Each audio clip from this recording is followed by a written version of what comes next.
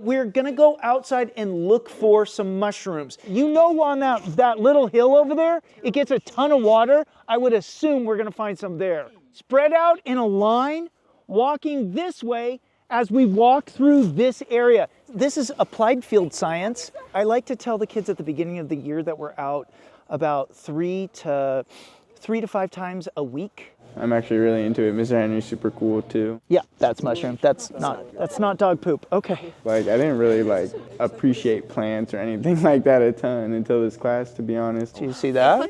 What was that? Did you see it? Yes. Oh, yeah. That, like, You know, that sense of wonder, like, we really, you know, they're not wondering about a worksheet or how this experiment that's been done for the last 10 years the same way, how that's going to turn out.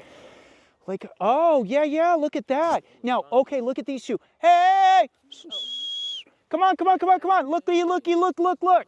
So yeah, it's definitely had a little bit of an impact for sure. Mushroom. And then once we got the mushrooms, we just took them inside, and now we're looking them up right now, finding out what they are.